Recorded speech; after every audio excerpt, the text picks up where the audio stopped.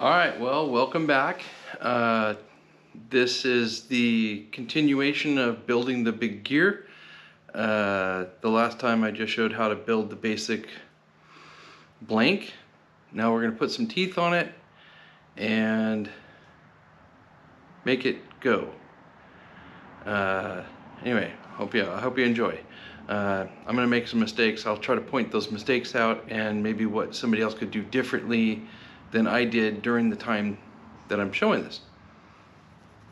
Yeah, anyway, enjoy.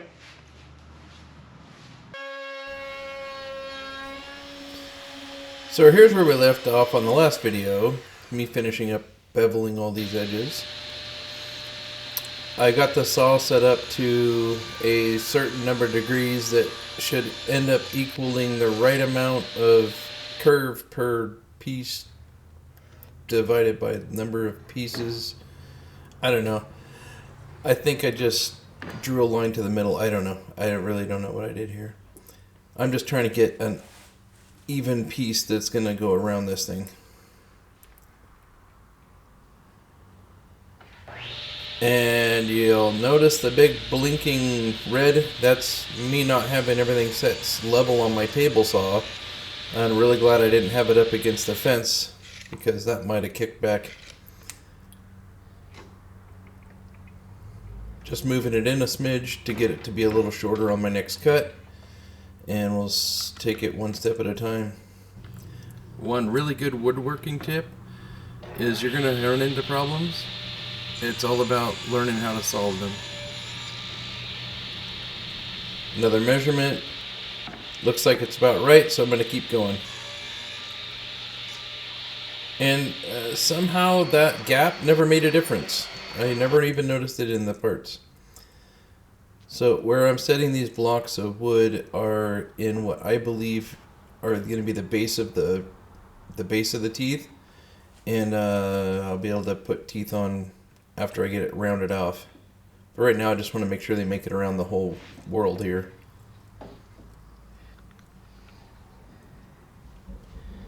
Making sure it comes all the way to the back of the root of the gear. So when I trim the material off later, it'll end up the same as the root. This block's a little bit too long, which is fine. I am just going to line it up here and draw a couple lines on it so I know where to cut.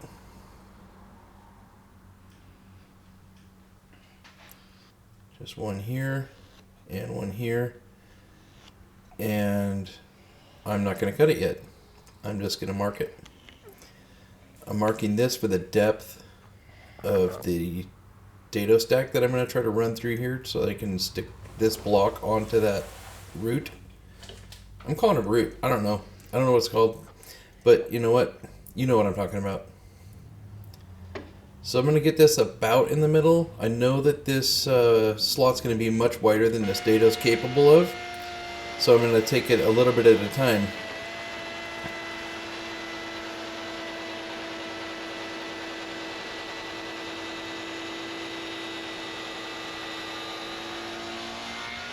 This is a test block. I do one side and then I'll flip it over and do the other side so both sides are exactly the same.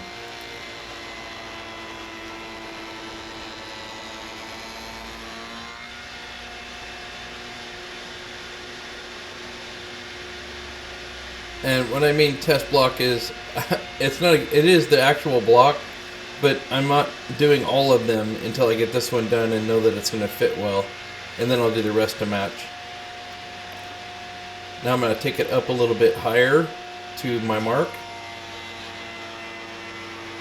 I did the adjustment on the saw while it was not running. And off camera.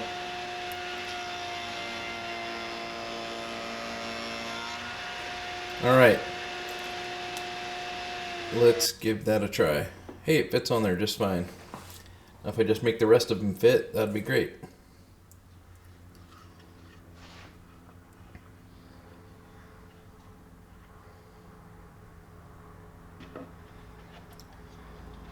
It's a little bit tighter in one spot because I think that I didn't get enough clamp down when I clamped the two pads of plywood together. This gets a little weird because all the weight starts to get off to one side and it almost falls off the bench. Oh, I caught it. And now it's starting to even out.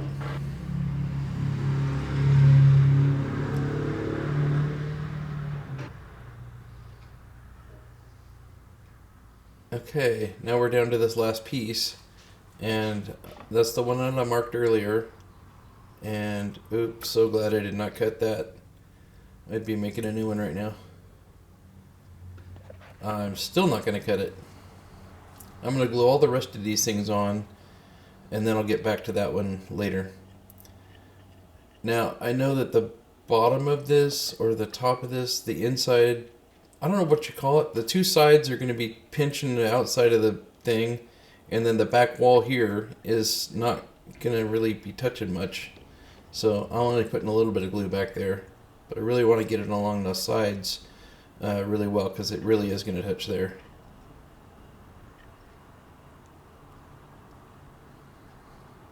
It seems like enough. I'm also placing the block over the end of one of these spokes so that the block will span between the two other areas where the radiuses are, so I can get them really tight in there with the clamps.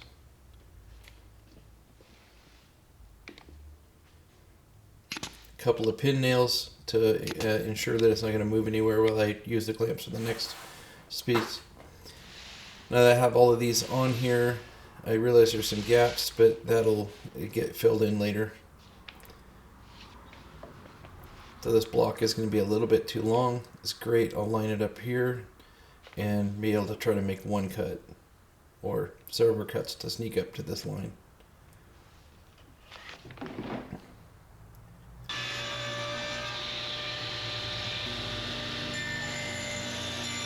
I probably took 4 or 5 cuts, but I just showed you the money shot.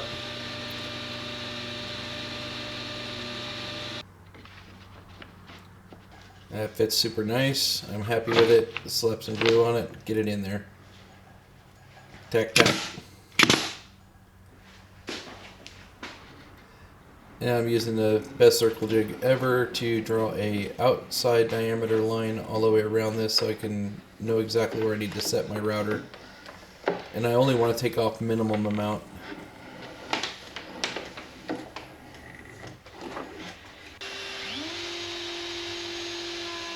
I ran my cord down through the center of the hub in the middle of my circle cutter because it was way easier to do that than to try to wrangle the cord and a hose.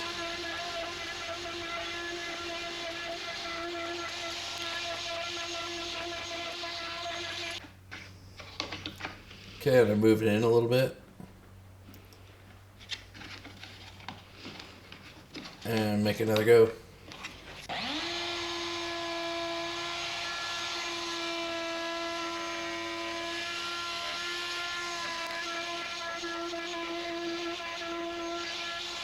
I'm starting to get pretty dizzy. I think I'm pushing my router as hard as my router can go. I guess we'll soon find out how far it can go.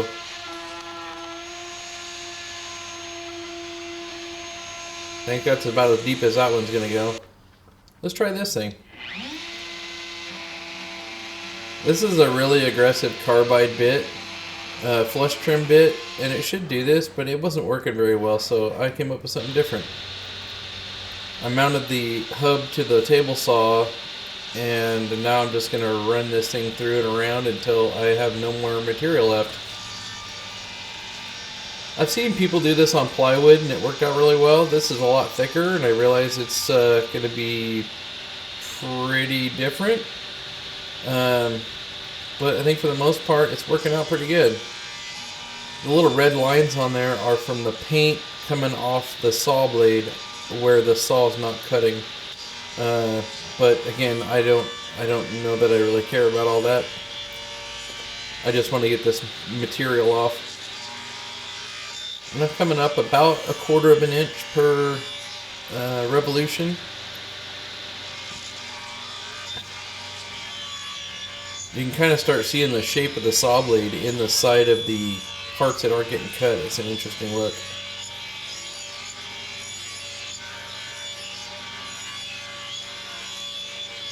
By the way, if you're not okay with dangerous things, probably should not watch this part. Maybe turn it off. Maybe fast forward it 5 minutes. Maybe just look away. I know I was.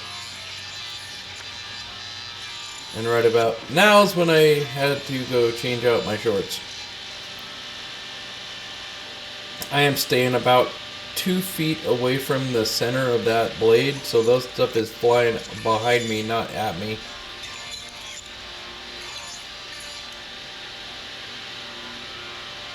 And that's all there is to do on that. Well, I guess I gotta lower the blade. This'll be interesting. All the stuff that was down inside there is now shooting out. But I think it's safe to turn this off now. Alright, I put 3 screws in, located the center of the puck thing so that I can trim out the inside diameter of the gear. That does not matter, it's a visual. And I got tired of walking in a circle, so I took what I learned from the table saw trick and did it with my router. So the router just stays in place and I move the gear.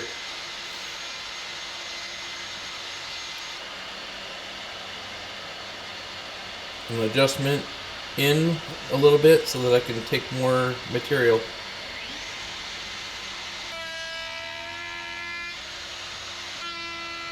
And the line that I have drawn is where I had all my staples. That was an inside line to where I know I can't go past that line, otherwise I might take out a router bit.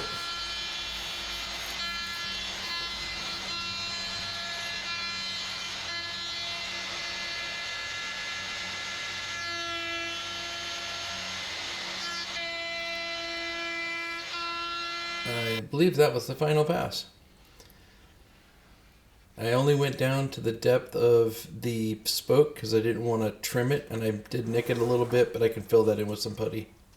This thing runs really true. I'm going to knock all the fur off because I'm going to end up gluing the teeth directly to the surface.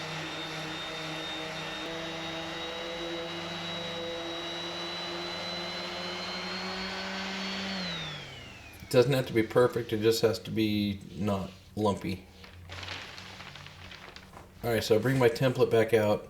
It's a little bit undersized, but I think as long as I get the center of the template in the center, this next step will be perfect. So I'm going to give it about a 1/4 inch there. It's just a little bit off, and it should be the same on the other side, and it is. So I clamp that one down. And then I go to a side. And it looks like it's a little bit too much. It's a little more than the other side, so I'm going to move this one to the right. To the right, to the right, to the right. Oh, just like that. And now it looks like it's about a 1/4 inch. So the whole purpose of this is so that I can mark out the individual teeth and where they're located.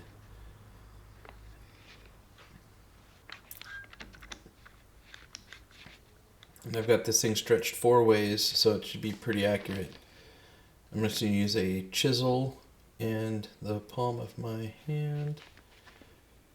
Maybe I used my forehead. I don't remember. Oh yeah, it was the palm of my hand. So just gonna give it a little witness. I'm gonna go all the way around this thing. All 77 of these things need to be marked. I have enough clamps on it. I don't think that paper's going anywhere. And now I've got it marked. I'm just going to take a pencil and highlight them so that I know that it's the right mark. So because my template was off, or my wood was off from my template, I moved the edge that I'm measuring from out a little ways so I could get the right size of tooth. I transferred all of that onto my block of wood, and now I'm going to run it through this to see how close I can get it. I'm just looking for a good tooth profile that matches the drawing as best as possible. A little bit of angle change on the blade.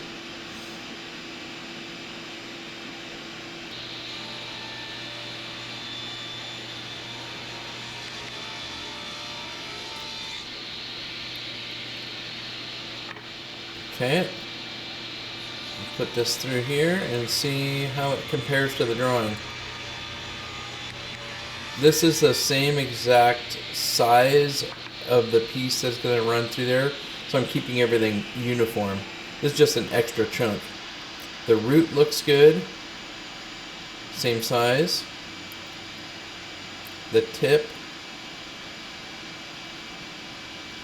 is not the same. What about the middle? Let's measure that.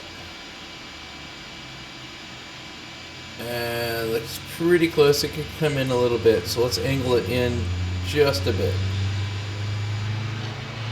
So after changing the angle of my blade, I'm going to run this thing through with the fish.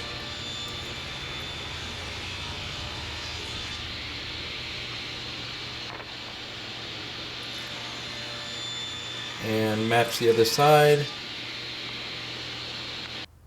And that looks the same as that. And the middle, roughly the middle, matches the same as that. And the bottom, or the root matches that. So I'm cutting a block of wood. Let's just draw the whole big block of wood. Okay? And I'm cutting these grooves in the block of wood. Like that. You can see the saw does that, and then it does this other, pattern on the other side. So it kind of looks like a big X. Then I put a block of wood on the end of this thing so I can run it through my saw, because the next step is to saw this off. And then once that happens, we'll have these two separate long trapezoids. Trapezoids? I don't know. It's a square with an uneven side. Hey, you, go. Find another place. It's a square with uneven sides. And then that will get diced up into the teeth and become the teeth. Alright, now that I have the right size lumber that matches what I was doing but in duplicate, I can run that through both ends to get one side, and then both ends on the other side to get the other side.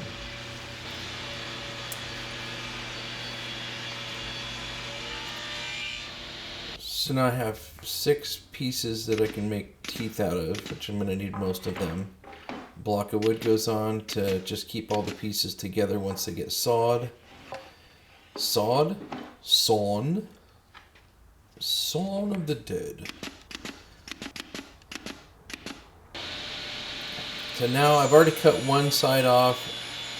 This is me cutting the second side, so it looks a little funny. But just basically cutting off that back spine so that I can expose the whole thing. And then I think my camera died. But now the tooth is extra tall to account for the difference in the diameter, and it comes and matches all these lines pretty good. So I think I'm going to move forward. I bolted this thing on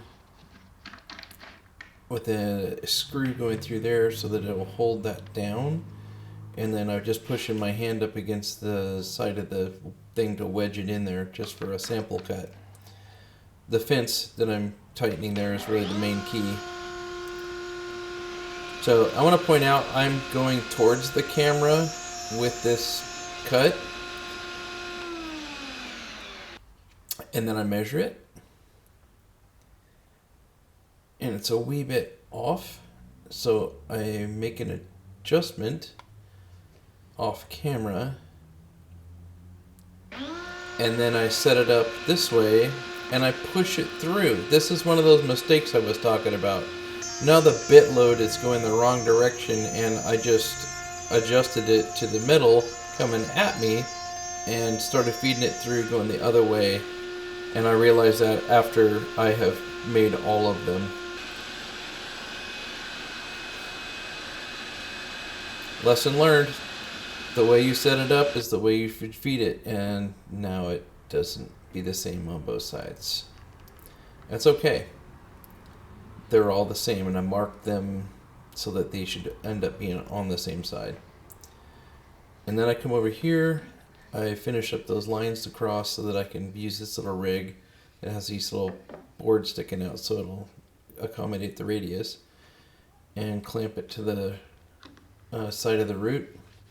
Line it up with the line because I want to be able to line it up with every line, and lining it up on the line would be easier than putting the line in the middle.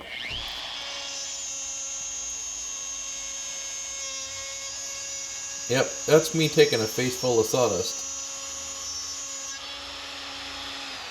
And I thought to myself, well, that wasn't fun.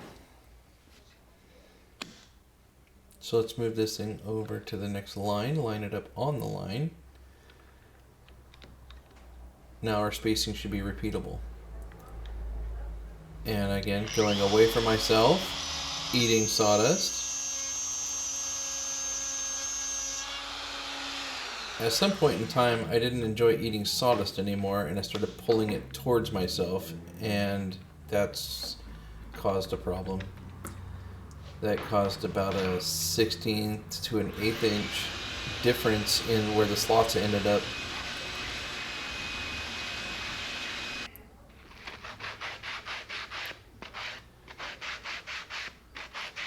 Knocking all the fur off. I cut some spines off camera just because you've all seen spines.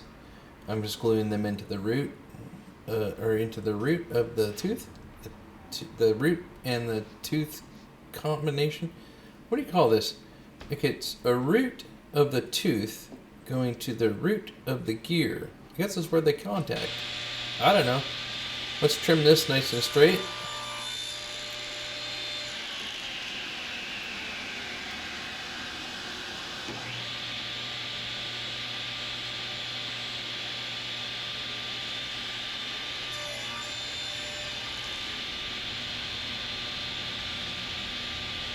So I'm going to take another measurement of this, make sure it's right, a little bit more than 3 inches, and it's not quite, so I'm going to move this just a bit. I want to make this just the right length so that I don't have to do a bunch of sanding, because I want it to be the same size as the width of the gear root. Now 77 of these things I need to cut. I set my sander up with a couple of clamps just so that I would put the vibration into the bench rather than into my hands, because man, that sucks. But just a little kiss of sander on each one of those edges and do it 77 more times. I put a liberal amount of glue on this. Also, you'll notice there's a little squiggly line right there that tells me what side that needs to go on. As long as I keep that consistent, then the offset would be all in the same direction. Also, I want to point out, when I started pushing the router away from myself, it caused an offset. So I just flipped the tooth around on those ones and it ended up matching right up.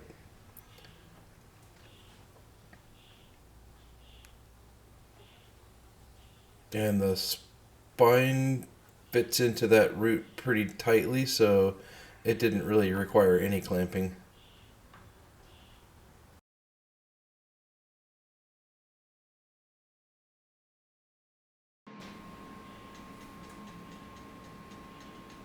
You can hear it clicking. That's not a ratchet or like a wheel thing. That's a little wire that's in there that's supposed to be sensing for the wheel. I went ahead and printed a smaller gear and built this one for a match.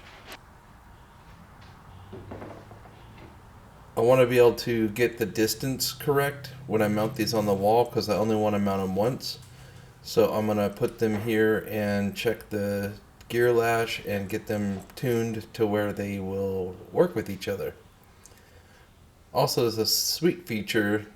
Every 11 teeth, there's a spoke. 66 teeth on the one gear, 77 teeth on the other gear, so those spokes always line up. It kind of sounds cool.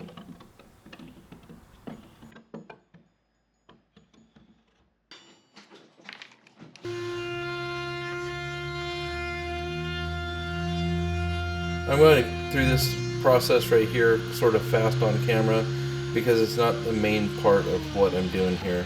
All those teeth and the outside of the gear is the main deal.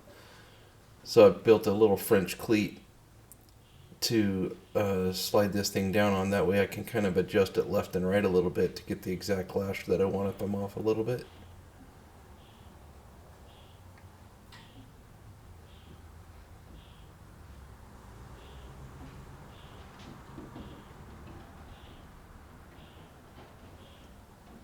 That seems to work real nice. Looks good.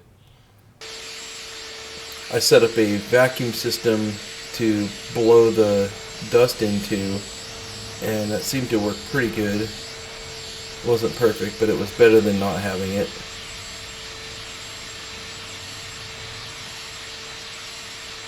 The nice thing about a powered sander that is driving a belt, you can actually use it to make the gear go and get an even sand. I did put a piece of blue tape there so I could kind of see once it went around one whole time. And I'm watching and sanding and watching. I'm going to mark this so that I can finish sand it. Once that's all gone, it should be all nice and level. Well, as level as it needs to be.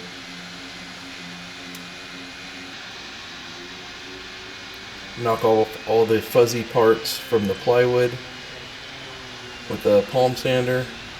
And then I can go back and finish up with a sponge sander by hand to knock off all the little spots I couldn't get with the power sander. I'm using a filler putty that actually worked really well for this project. I wouldn't suggest it for fine furniture, but this is going to get painted. I built a stop so that I could do some other wood filler. Now, I bought this stuff and I thought, well, this is going to work great, but it didn't seem to stick very well, and I thought using this putty knife was going to be the good thing, but it didn't work at all. So I just kind of pressed it in by hand. Well, by glove.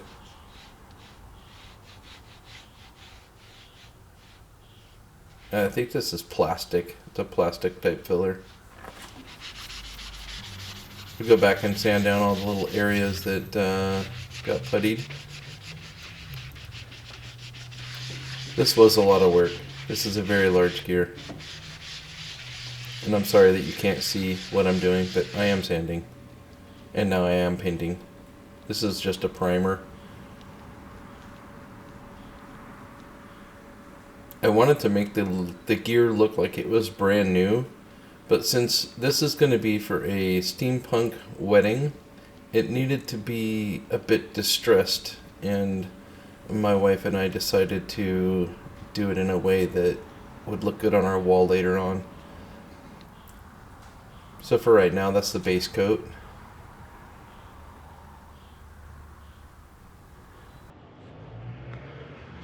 So I ended up putting faux bolts. They're actually real bolts, but they're not actually bolting anything in as a pattern, because a 6-bolt pattern on a gear makes more sense to me than a 5-bolt.